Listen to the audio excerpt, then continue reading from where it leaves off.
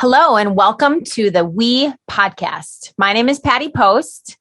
And I am Melissa Brandt. And our guest today is Dr. Richard Conlen, an OBGYN out of Boca Raton, Florida. And what did you think about this podcast? I was actually really nervous going in because anytime you have a conversation with a doctor at that level, how intimidating. And to ask the wrong question or sound stupid, I was actually blown away of what we covered today. And I walked away going, oh my gosh, I get it. And I understand my body better. And now I can feel like, I can go in and ask the right question. So I was very impressed. Yeah, it's interesting that you only think of an OBGYN for walking in. Okay, I'm going to get my PAP. When you have babies, all of the times that you see them, and then you have your postpartum visit, and then you don't really check in with your OBGYN, but he got into so many different things from cervical cancer to hormones to preeclampsia. Actually, I'm not saying it right. He corrected me, but when, pelvic floor trauma after we have kids, and he was very approachable. And I loved it too, because sometimes it's uncomfortable to talk about those things as a woman on how you're feeling or what you experienced down under. Mm-hmm. And it was great. And it was a breath of fresh air. And it really is informative. Something that I took away was when you go in to see an OBGYN, you don't have to necessarily get an exam. If you have symptoms or signs that are going on with your body, you should bring them to them because there's so many lab tests that can be done or blood tests that can be done. Go to the lab, they interpret the results, and then there is a course of action that you take, a treatment plan per se. Right. And I think one thing that I took away was don't wait. If there is something that your gut is telling you that's not feeling good, or you just have a question, there's no such thing as a dumb question. Mm-hmm. And time is of essence. And there's ways to make you feel better or get better. And he even mentioned some time-sensitive things that we need to be cautious about as women. And if you wait too long, it could be your life. So I thought it was really, really powerful. Yeah. Once you actually get symptoms, it's too late. So that's why screening is so important, especially with HPV. Exactly. And just being in tune with your body. Mm-hmm. I hope you get a lot out of this episode with Dr. Richard Conlen. So let's get into the interview. Hey, this is the Wellness Essentials Podcast. We for short. The We Podcast is all things health and wellness. A place where women like you can come to be their authentic selves and be a part of a community that supports them in their health journey in every stage of life. This is the podcast where engaging health and wellness entertainment with actionable steps you can take into your everyday life.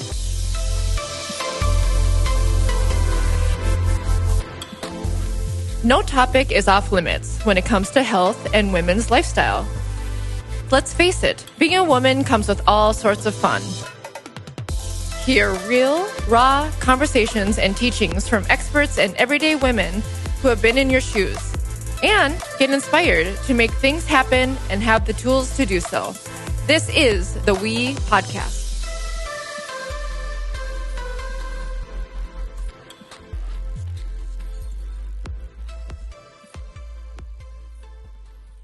Dr. Conlen, do you mind giving your background and how many years you've been in practice, and tell us about your practice and your patient population?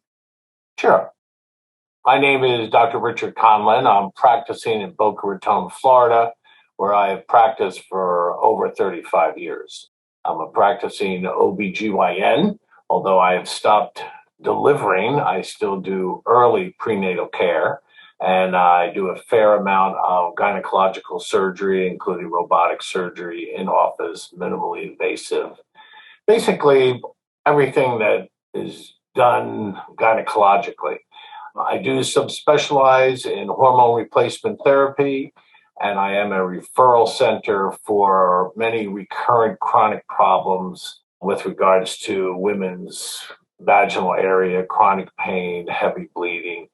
I'm also on the Miller School of Medicine's faculty as an associate professor, and I do teach over at FAUU to their pre-med students and their residents at Boca Regional Hospital.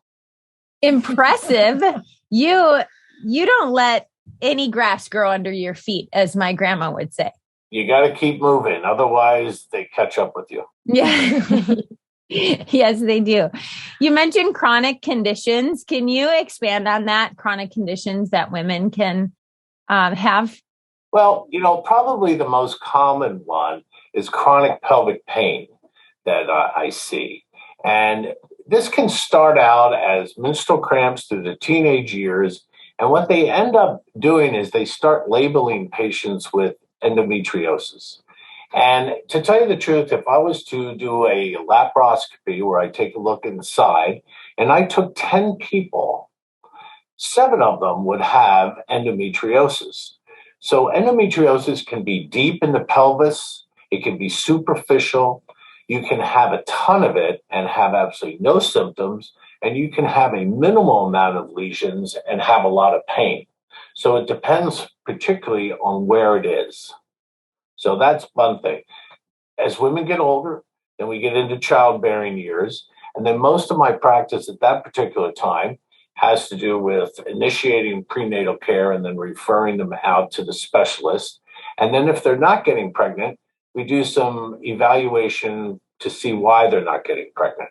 Now, you have to consider that in the overall picture, 40% is men and 50, 60% is women. So rather than getting into that, it can be either side. Both sides can have problems. Now, women always think of their cycles being 30 days. Well, what they don't know is that men's cycle is usually about 90 days. So you can use that to your advantage. Wow. Say, look, you're just cycling today. Tell that to your husband. So the purpose being is that when you do a sperm analysis on men, if you get a normal one, then that settles it. But if you get an abnormal one, it doesn't mean that there's a problem. It just means that it could be at the two ends of the curve. And couples, it's a very nerve-wracking thing when you think that you can't get pregnant. Right. Okay? Most people can if they just relax. I tell people, and I've been telling people for 30 years, and I'm quite successful at it, you need to relax. Stop thinking about it. Try to have as much fun as you can. And whatever you do, you never call your husband at work and say, this is the night I'm ovulating. You better be home on time, because they're going to go, oh, no. Okay, so you don't ever do that. After that, it's just routine women's care. And of course, we hope we don't find anything bad along the way. You get into the 4th decade, it turns out to be some perimenopausal symptomatology. Hormones tend to fluctuate up and down throughout the month. And so you deal with that. Most of that is transient. I find that women have a little fluctuation around 40. And it can last for 6 months, and then everything evens out. I don't know whether it's because of children, the kids are growing up, they're in school, the stresses of life, but whatever. Later on, when you get into the 50s, it's more menopausal. You can start having heavier bleeding, and we treat that. No longer do women have to have hysterectomies because of heavy bleeding. We do ablations, which I've been doing for 15 years. It works very well. Really? Yeah. It's a great product. It's an outpatient. It's simple, has minimal complications, and it can stop your period, but doesn't affect the hormones. So that works very nicely. Of course, unfortunately, during all of these years, you do run into some severe problems, some malignancies. We keep a good track on people with abnormal pap smears, human papillomavirus. And of course, we screen people who have histories of ovarian disease in their family very carefully. So that's kind of an overview. Interesting.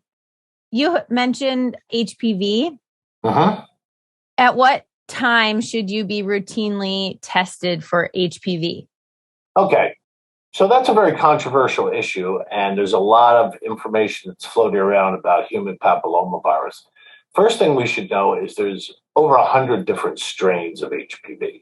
Wow. And it used to be that we were concerned about 9, 11, 16, and 18. 9 and 11 are usually the venereal warts, the growths on the outside, whether it be on your fingers for young kids, or growths on the outside of the women's genitalia.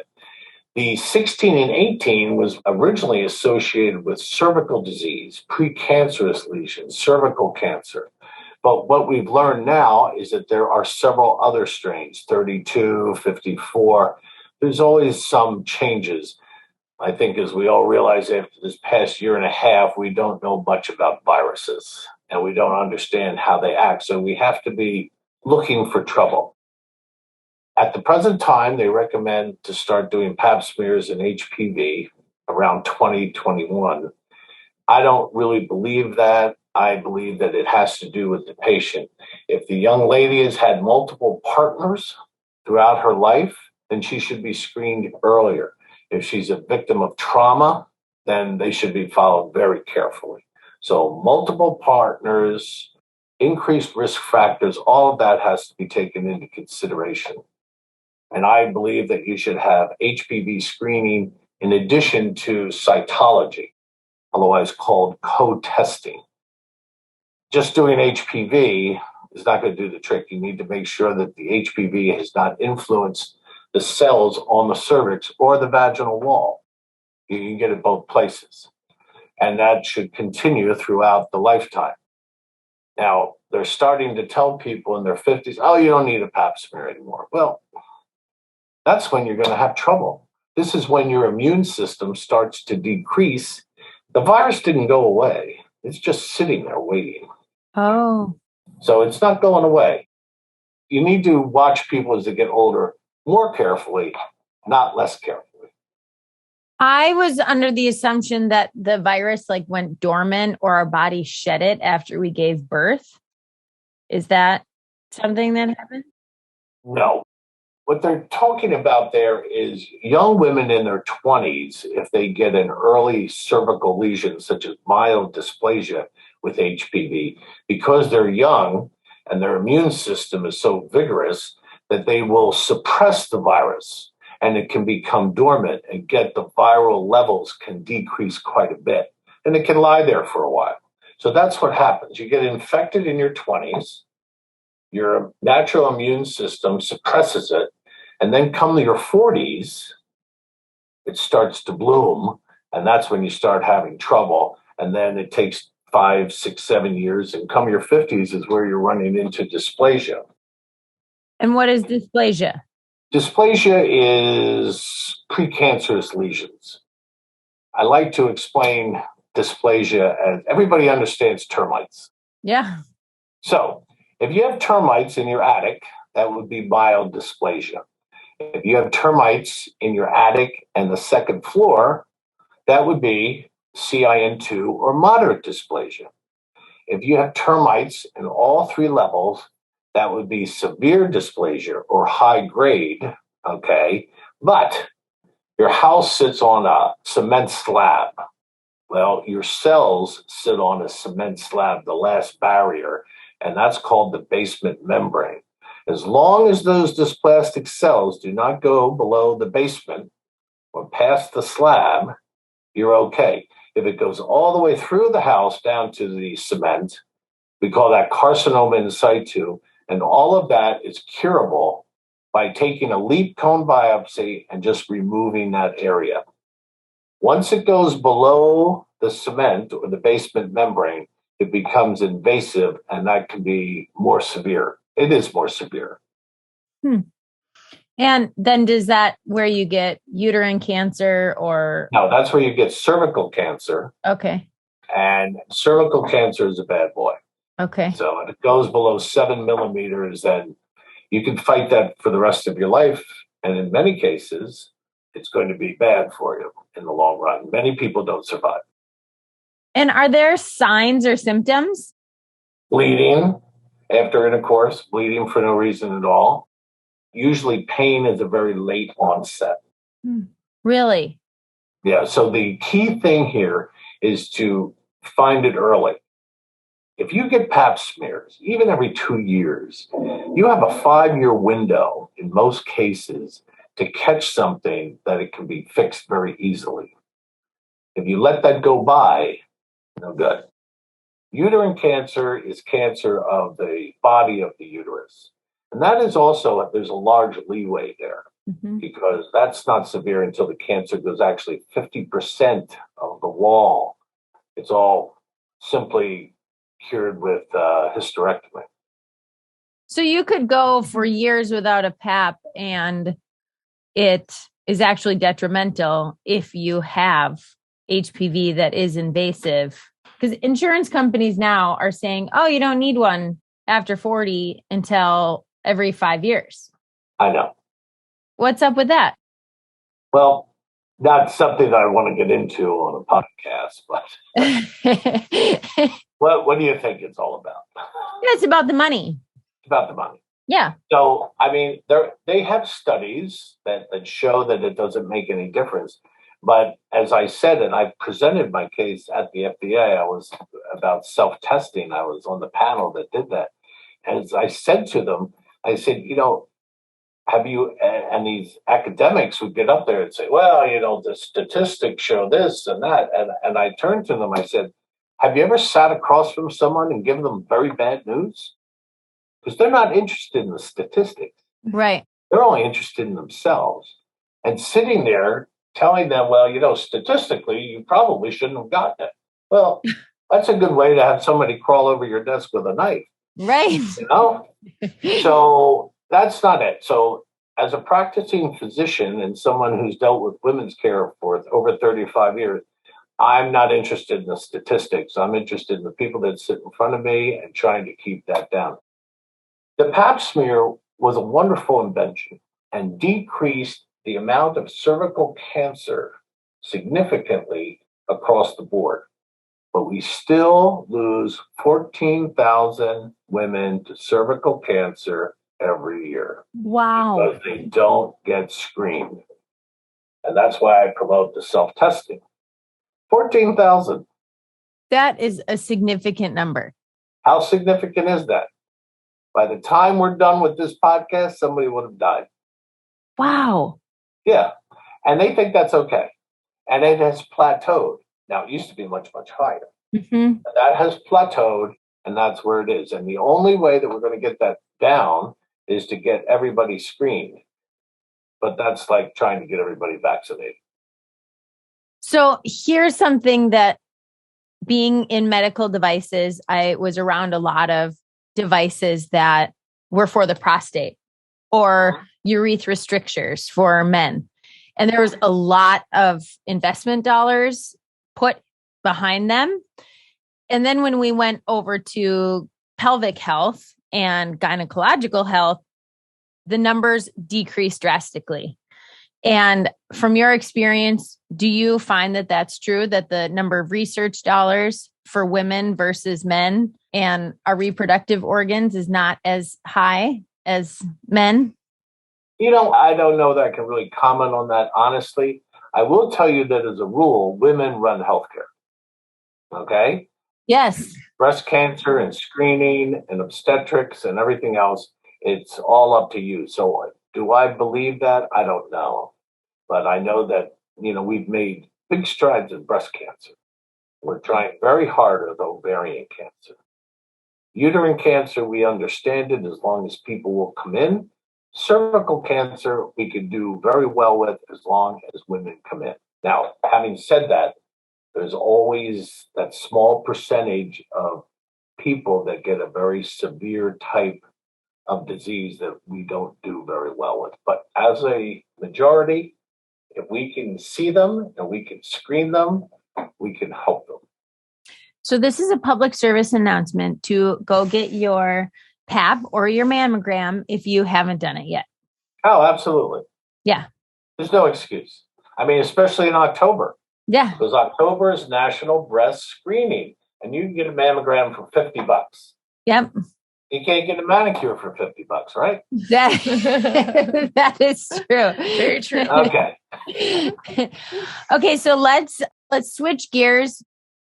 Well, I was thinking maybe a hormonal therapy for women.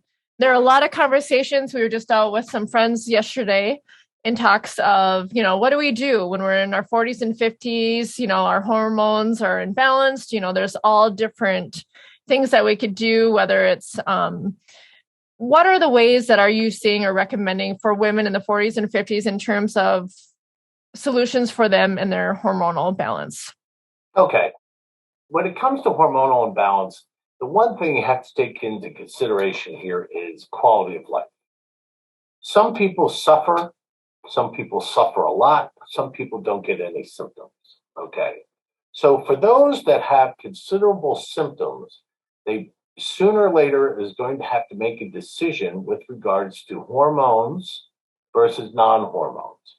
If you do the herbs and the supplements, I encourage you to change the brand every 3 months because they don't have the bioactivity of regular pharmaceuticals, so you have to change them, switch from brand to brand. And for a lot of people, that will hold them for mild symptoms or in early menopause or perimenopause. The team at Checkable Medical is famously fussy about what goes into their bodies. Optimal health at every stage and every age is key to living a life you love. Choose better supplements with superior ingredients in simple, easy-to-absorb formats that fit into your daily life. Feel your best with Checkable Wellness. If you're ready to get started, check out checkablewellness.com for more details. Your healthcare begins at home. If the symptoms are bad enough that it's ruining your life, then you have to consider hormone replacement therapy, or you should. And with that, you need to be counseled as to the overall risk involved with regards to breast cancer and all the other side effects. All right. Now, women have a risk of developing breast cancer 1 in 8. Wow. Everybody has to take that into consideration. Whether you're BRCA tested or not, it's 1 in 8 across the board. So you do the best you can to try and find it early and hope you do well. And most women will. With regards to quality of life and hormones, let's talk about hormones. There's 3 estrogens that are made. I like to explain it as high test, medium grade, and low grade. Nobody gives the low grade. That's estrone. It's a weak but insidious and dangerous estrogen, okay? Your body runs on 80% medium grade estriol and 20% high test or estradiol. Most of the traditional hormone replacement therapy is estradiol. So they're giving you high test. And then you should take some progesterone with it. It's progesterone, not progestogen. Progestogen is the synthetic progesterone, and that is associated with breast problems. Oh, wow. Will a doctor prescribe that? Some people do. Progestogens are what's in birth control pills. Okay. It doesn't seem to make a difference, but nobody really knows. Okay. Once you get older, it's progesterone, prometrium, that type of thing. All right. Now, you also need testosterone. So for many years, when I was first out in practice and I would see people, you give them the estrogen and they come back in a month later and I say, how do you feel? And they go, I'm okay. I'm okay. But they're blah. Mm-hmm. Then I started adding testosterone and they come back and say, yep, I'm back. I feel good. And everybody thinks testosterone has to do with sexual activity. It really doesn't. Once the body is balanced, the body does what the body does. Mm-hmm. Okay. And sexual activity is part of what we do. So once you're balanced, you feel better. But testosterone brings back the clarity, gets rid of the brain fog. But it also has to work together with your thyroid and your adrenal. So when I approach people for hormone replacement therapy, I evaluate all of them. Everything has to be clicking. If we were to go to our doctor to ask for a panel, what's like a cocktail panel that we should ask for to ensure that we are getting the right test done? I would do an FSH, which is called follicle stimulating hormone. This is the brain telling the ovaries to get going. The higher that number, the more you're into menopause. I would get an estradiol level. I would get a testosterone level. You could get free in total, but either one is going to tell you the story. Progesterone has a very short half-life, so they always include it in the panel, but it really doesn't have a significance. Some people, like endocrinologists, will get LH and all these other sub-factors, but you're not really making that if you're menopausal because you're not ovulating regularly. So I would get those. I would get a thyroid profile to make sure your thyroid is working properly. The thyroid is the motor of the endocrine system. If that's not working, nothing's working. Mm-hmm. So that's what I would do. That's what I do. That's exactly what you do for your patients. Right. Okay. And then they come back, you read it, you analyze it, and then you make a recommendation. What's the treatment? I give them a choice. Do you want to do traditional? Or you want to do bioidentical, which can be delivered as rapid dissolved tablets, topical cream, drops, or we can do pellets, which are testosterone pellets. Can you see that? Oh, yeah. Yeah. Yes. A little pellet in there? Yeah. And that's put in your backside under the skin, and that sits there and encapsulates, and then your body draws from that because testosterone metabolizes down into estradiol. Okay. And it kind of self-regulates. Hmm. Not exactly like that. You still take the progesterone. So those are the three choices. Financially, insurance pays for the traditional. It doesn't necessarily pay for the bioidentical, which is a combination. So that we balance for you.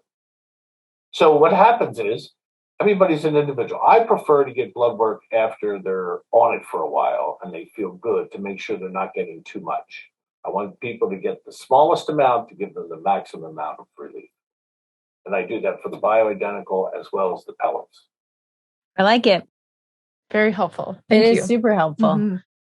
Is there any transdermal patches that deliver? Uh-huh. Oh, there are. I should have mentioned that too. I don't give any pills. My rapid dissolve tablets dissolve in the mouth, but I don't like pills because that goes through your liver. Mm. And that changes the coagulation profile as well as your lipid profile. So if I give the traditional approach, I give it as a patch. Oh, interesting. I like that. Let's switch gears now. I want to talk about bacterial vaginitis, or is it bacterial vaginosis? BV. BV. We're just called BV. We can just call it BV. Right. Okay. This is a very common infection. And although it can be associated with sexual partners, it really isn't considered a sexually transmitted disease. But it is recurrent, and you do pass it back and forth between the partners, okay?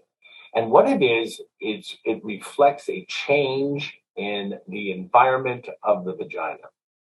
The vagina has to have certain bacteria in it, and those bacteria work together to keep the microbiome, so to speak, we'll use fancy terms here, in check and in balance so that it takes care of itself. We like to refer to the vagina as a self-cleaning oven. Left to itself, it will come back into balance.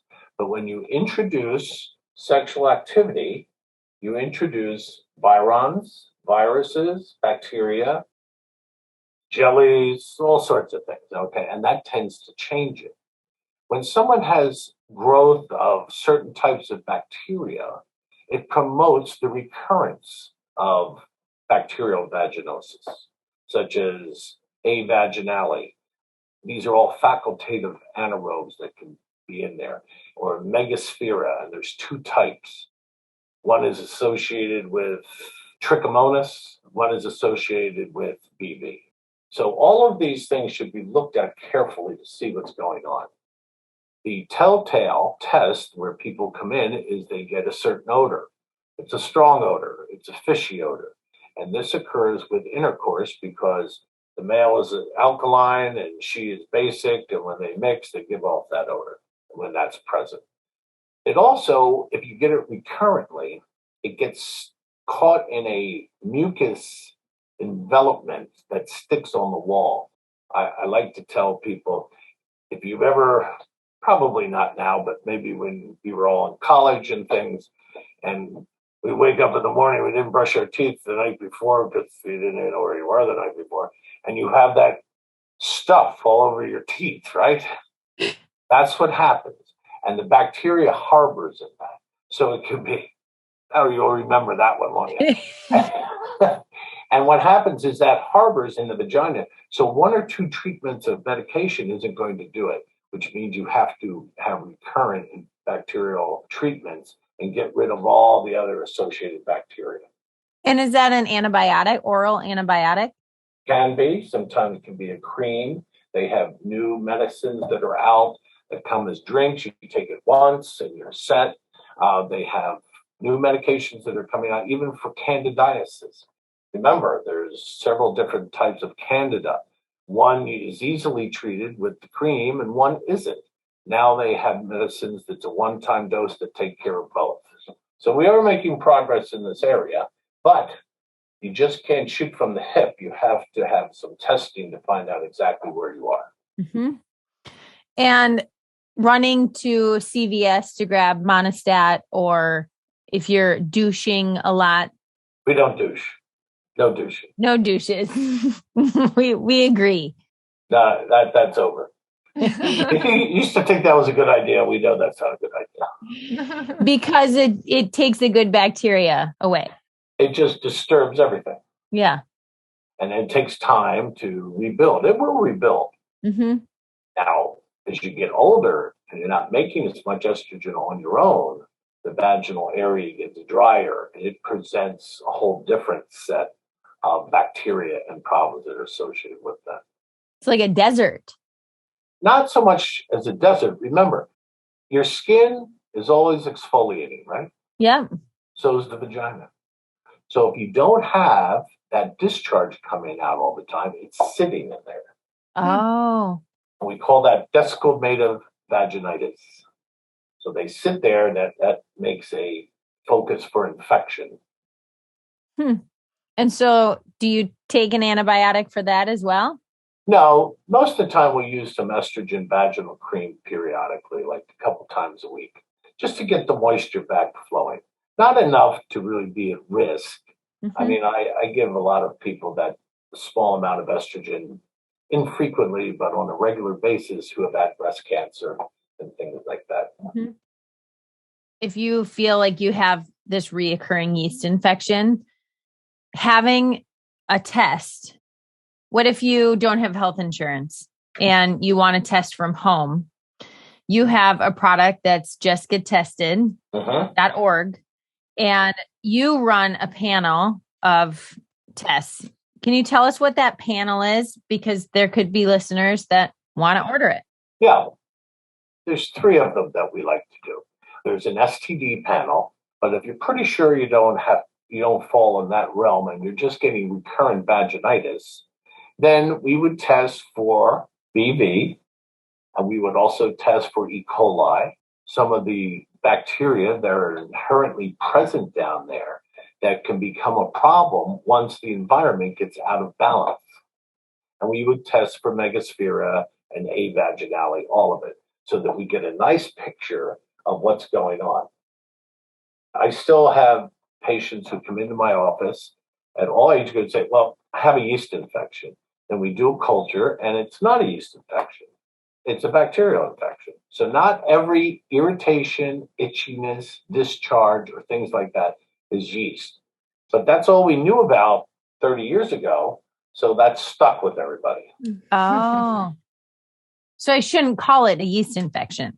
Well, most people come in and say, I've got something going on down here. So if you're at home and you have something going on and you don't want to go to the doctor, or you can't get in or something like that, then it's better to start doing the kits that are available out there. Your kit, my kit, all of them that are available out there so that you can get treated. Mm-hmm. It's easy. You'll have the kit in 2 days. You do the kit, send it in, you get the results back in 36, 48 hours. It seems like with a lot of what we've talked about today, you don't need the pelvic exam to be diagnosed. It actually is lab results And that's what you use to determine a diagnosis. Right. If you have a problem, abdominal bleeding, postcoital bleeding, pelvic pain, anything that's going on that you feel is anatomically different, then at this particular point, there's no way you can do it at home. However, through telemedicine platforms, the appropriate test can be ordered because we'll do an ultrasound anyway, no matter what. When you have preeclampsia and you have had pelvic floor trauma, we have a friend that is going through physical therapy, and every time she ran or sneezed, she would wet herself. So what happened was everyone says, oh, do Kegels. You have to tighten it up. Well, she had the opposite, where she was always tight and she wasn't able to relax. And so she's now going through some physical therapy where they are teaching her how to relax. And I think there's not a lot of awareness around that, and we end up just living with it. And I think because of the slings and meshes of what happened, 10 years ago, and we're very nervous of that, or we've seen our mothers go through, problems with that now we're kind of in this gray area of, well, okay, should we just live with it? And wondering what you recommend to your patients. I do pelvic floor here at my office. Okay. A lot. And I have to tell you, and I also did the slings and I did the surgeries and I've done all that. And I did not believe that the pelvic floor rehab was going to do anything. Well, I was wrong. Very wrong. Okay. And it works very well.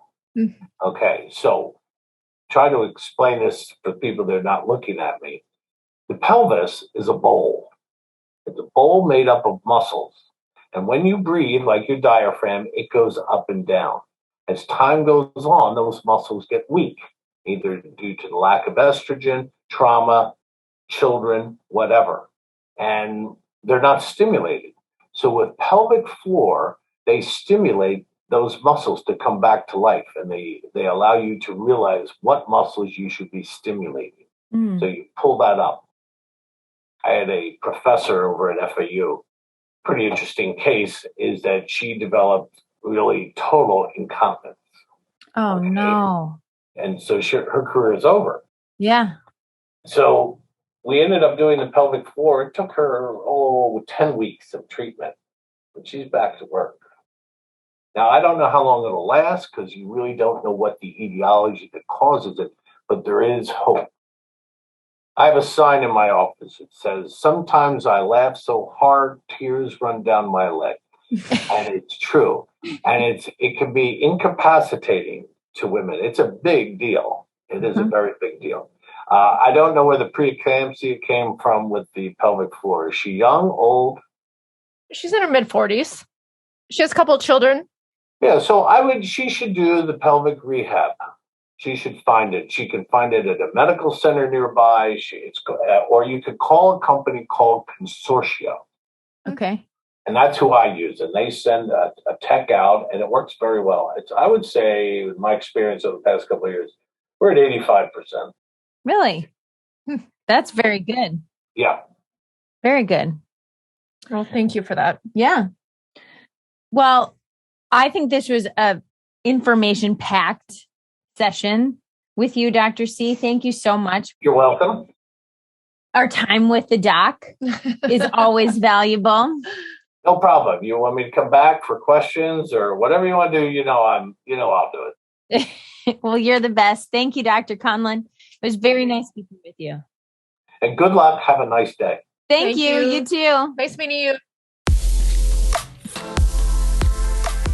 We hope you enjoyed this episode of the We Podcast as much as us. If you want more wellness goodies, head over to the wellnessessentialspodcast.com for show notes, links, and resources mentioned in today's podcast. Remember to hit subscribe on your favorite podcast platform to get all the wellness details as soon as they are released. Cheers to living your healthiest and happiest life.